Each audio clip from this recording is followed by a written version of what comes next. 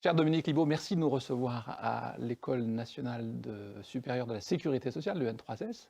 Vous êtes directeur général. Vous voulez bien vous présenter, s'il vous plaît, et vos différentes missions? Alors effectivement, je suis aujourd'hui directeur général de l'École nationale supérieure de sécurité sociale, puis par ailleurs aussi président du Haut Conseil du financement de la protection sociale, euh, avec quelques petits sujets financiers un peu lourds suite au Covid, vous en doutez. Et l'école forme les dirigeants de la sécurité sociale de base, hein, donc ceux qui vont aller en CEPAM, en CAF, en URSSAF, en CARSAT, aussi en ARS.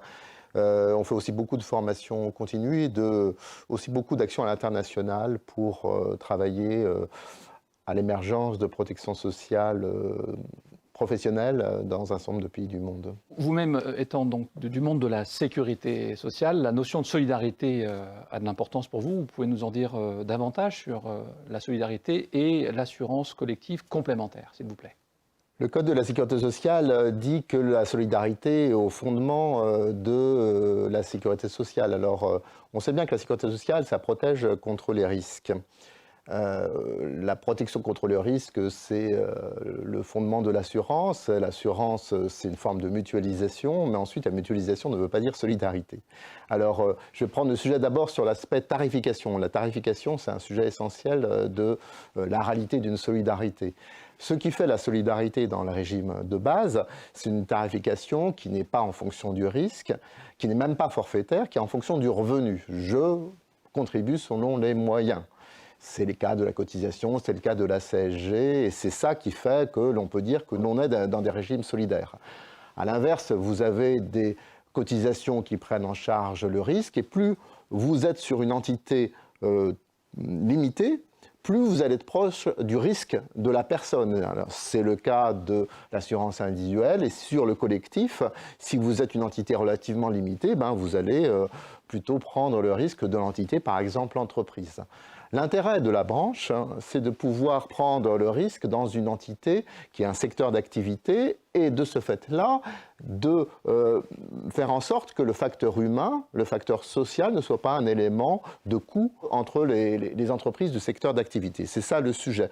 Et donc, la question de la solidarité, c'est vraiment, premièrement, vraiment une question de tarification. Est-ce que des entreprises dans le même secteur vont avoir des éléments de différenciation de coûts liés au risque de leurs salariés ou pas?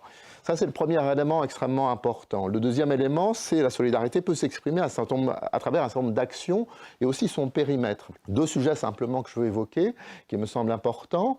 Le sujet du périmètre et notamment des salariés qui, à un moment donné, se trouvent dépourvus d'employeurs parce que les mutations de l'activité, parce qu'il y a des problèmes, etc. Question simple, est-ce qu'effectivement ils gardent une protection sociale comme ils avaient avant ou pas? Là, si ce n'est pas organisé au niveau de la branche, c'est un peu compliqué, évidemment, puisque si je suis purement dépendant de l'entreprise, j'ai moins cette protection en cas... or, le sujet des mutations économiques, évidemment, et notamment après cette crise, dans cette crise Covid, évidemment, elle est très, très importante. Donc ça, c'est le premier élément. Jusqu'où va la protection des salariés par rapport au risque de mutation économique? Et le deuxième sujet, c'est la prévention. Et ça, je crois aussi que c'est un sujet extrêmement important de la protection sociale de demain. Finalement, notre système global, base et complémentaire, il est vraiment assez généreux en termes de réparation, avec évidemment des limites, et il faut toujours travailler pour combler ces limites. Mais là, on a certainement des failles, c'est sur la prévention. Et je pense que demain, il faudra beaucoup plus investir sur la prévention. Et là encore, la branche professionnelle peut être un niveau intéressant pour travailler sur les sujets de prévention. Alors, on a tous en tête l'exemple de la boulangerie. Et Jacques Barthélemy le cite évidemment souvent avec la prévention de l'asthme du boulanger. Mais je pense qu'il y a beaucoup d'autres exemples. Ceci dit, quand j'avais fait mon rapport sur la solidarité dans les complémentaires, moi, je m'étais aperçu, et je l'ai dit dans mon rapport, que ces actions solidaires, notamment sur la prévention, elles étaient quand même très, très inégales. Et donc, je pense que le sujet branche, c'est un potentiel, il faut l'exploiter et il faut effectivement donner du concret à ces éléments solidarité, notamment dans les questions gestion des mutations économiques et dans les questions prévention. Vous avez parlé de tarification, de prévention, l'importance de la solidarité. Vous savez que beaucoup de branches ont créé des fonds de solidarité du fait de la crise de la Covid-19. Vous pensez que ça a du sens de créer des fonds d'action sociale dans les branches ? Oui, bien évidemment. Notamment dans mon rapport, j'avais préconisé justement des fonds de solidarité au sein des branches. Et donc, je suis très heureux que ceci puisse se concrétiser dans un certain nombre de secteurs d'activité, et notamment dans les circonstances très compliquées, très difficiles que nous connaissons actuellement. Là, je pense que vraiment, il y a certainement matière à creuser encore la réflexion sur ce rôle de la branche dans ces difficultés, et je trouve très très heureux qu'il y ait ce type de fonds de solidarité qui commence à émerger. Vous savez que Jacques Barthélemy évoque le principe de sécurité sociale de nature conventionnelle. Vous pensez quoi de ce vocabulaire-là? Est-ce que ça vous choque, vous-même qui êtes de la sécurité sociale?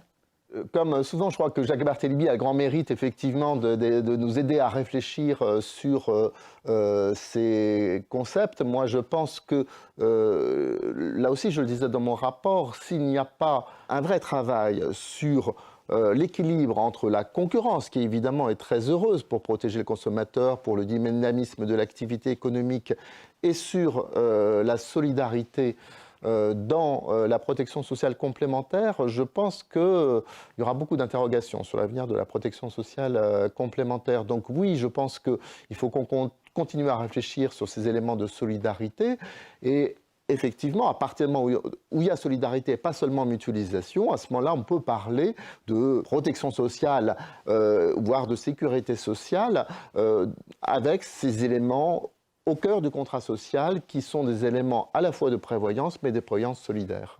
Auriez-vous un message à adresser aux négociateurs de branches qui sont réunis aujourd'hui pour ce colloque? Comme je le disais, je pense que les branches ont un potentiel pour donner de la réalité à ces éléments de solidarité et pouvoir dire oui, la branche, c'est vraiment un niveau légitime pour concourir à cette protection sociale globale qui est souhaitable dans notre pays, et notamment dans les moments que l'on connaît.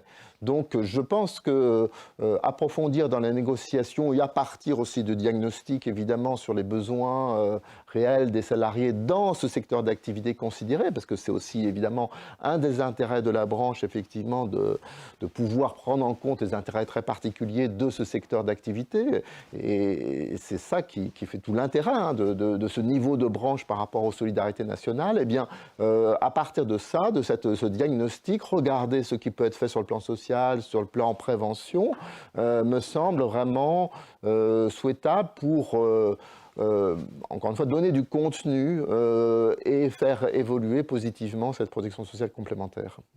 Monsieur Libaud, dans votre mission de président du Haut Conseil du financement de la protection sociale, avez-vous des messages, des informations d'actualité à nous transmettre?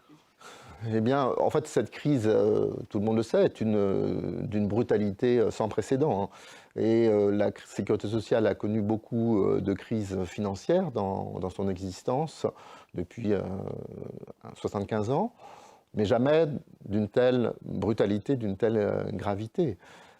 Et donc là, sur le seul régime général de sécurité sociale, en 2020, c'est près de 50 milliards de déficit, alors que nous étions proches de l'équilibre juste avant la crise Covid. En 2021, c'est plus de 35 milliards de déficits qui sont annoncés. Donc c'est des montants absolument considérables, et du reste, dans un univers de finances publiques lui-même, comme on le sait, très, très détérioré. Donc il va falloir s'attaquer à ce sujet avec deux questions un peu différentes. La dette, donc comment on traite le sujet de la dette, et surtout, ce qui pour moi est vraiment prioritaire, c'est le retour à des trajectoires vers l'équilibre. Parce que traiter la dette ne permet pas de traiter en tant que tel l'équilibre futur. Donc comment revient-on à des équilibres pour nos régimes de retraite, nos régimes d'assurance maladie? Ça ne se fera pas en un jour. Ça mérite certainement un débat public, une maturation. On sait tous que la première nécessité, c'est de retrouver un chemin de croissance, mais cela ne suffira pas. Et donc, il va falloir entamer certainement une réflexion, en espérant qu'elle soit aussi une réflexion convergente au niveau européen, parce que les règles européennes qui vont sortir de cette crise vont être certainement déterminantes pour le chemin des finances publiques des différents pays européens. Pour conclure, auriez-vous un message à adresser à Jacques Barthélemy, puisque vous n'avez pas pu être présent parmi nous aujourd'hui? Évidemment, je salue Jacques Barthélemy, avec lequel j'ai des échanges toujours vivaces, instructifs, et j'admire toujours sa vivacité intellectuelle et surtout aussi sa constance dans ses combats. Et je lui fais un salut très amical.